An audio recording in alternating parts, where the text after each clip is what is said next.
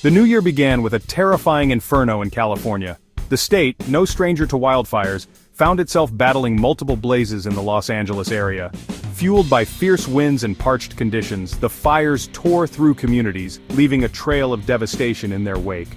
The Palisades Fire, a monstrous blaze, consumed over 23,000 acres. Homes were reduced to ash. Businesses were wiped off the map. The Eaton Fire, equally relentless, scorched over 14,000 acres, mirroring the destruction seen across the region. These fires, though now contained, serve as a stark reminder of California's vulnerability to the increasing threat of wildfires. The images are deeply unsettling. Charred landscapes stretch as far as the eye can see. The skeletal remains of houses stand as haunting reminders of the lives upended. The smell of smoke hangs heavy in the air, a constant reminder of the disaster. These fires are not mere statistics, they represent the shattered dreams and countless losses of those who call California home. The economic impact is staggering. Early estimates suggest insured losses could top $20 billion. The total economic damage, a gut-wrenching $50 billion. This surpasses even the devastating 2018 Camp Fire, a grim milestone in California's history.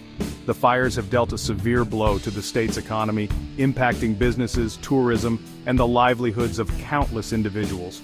The road to recovery will be long and arduous. The human toll is even more heartbreaking. At least 29 lives were lost in these recent fires. 17 souls perished in the Eaton Fire alone. 12 more lives were claimed by the relentless Palisades Fire. Many more suffered injuries, some life-altering, as they fled the inferno. These numbers represent mothers, fathers, sons, and daughters. Their absence leaves an unfillable void in the lives they touched. The stories emerging from the fire-ravaged areas are heart-wrenching. Families huddled in shelters, grappling with the loss of their homes and possessions.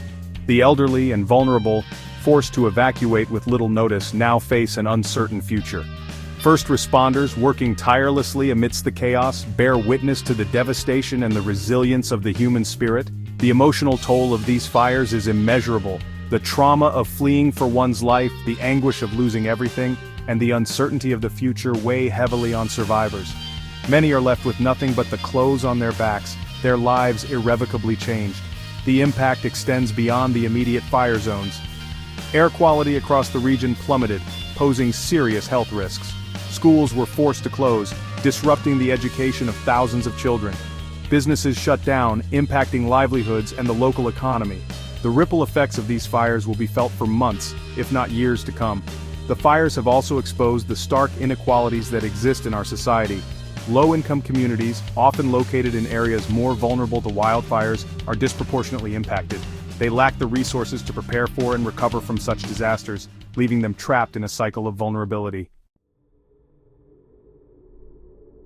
The question on everyone's mind is why? Why is California experiencing such a devastating increase in the frequency and intensity of wildfires? The answer, unfortunately, is not simple.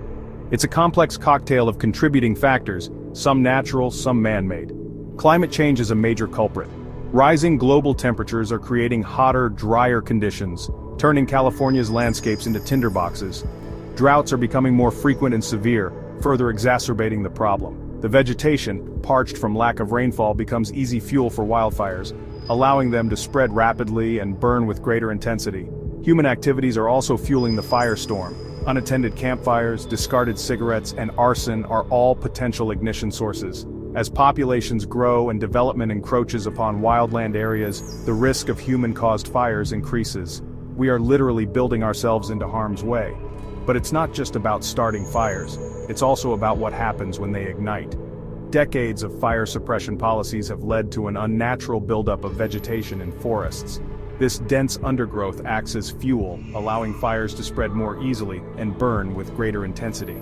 It's a classic case of too much of a good thing backfiring. Then there's the issue of aging infrastructure. Power lines, many outdated and poorly maintained, can spark when they come into contact with dry vegetation or are damaged by high winds. These sparks can ignite massive fires, as seen in the case of the Camp Fire, which was started by a faulty PG&E power line. Despite the devastation, amidst the ashes and loss, stories of resilience and hope are emerging. Communities are coming together, offering support to their neighbors in need. First responders are working tirelessly, risking their lives to save others. Volunteers are stepping up, providing food, shelter, and comfort to those who have lost everything. The spirit of California is not broken. It is in times of crisis that the true character of a community shines through. Neighbors helping neighbors, strangers lending a hand, and a shared determination to rebuild stronger than before. This is the spirit that will see California through this disaster. The road to recovery will be long and difficult, but California is not alone.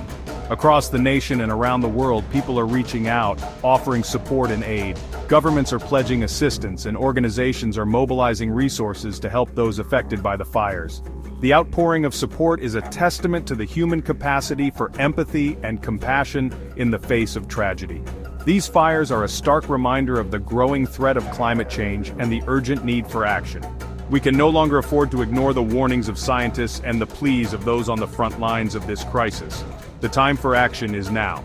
The future may seem uncertain, but one thing is clear: California is resilient. The human spirit, though tested, is not broken.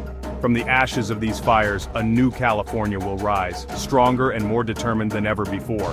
We will rebuild our homes, our communities, and our lives. We will adapt and innovate, finding new ways to live in harmony with nature. And we will emerge from this crisis, not unscathed but unbroken.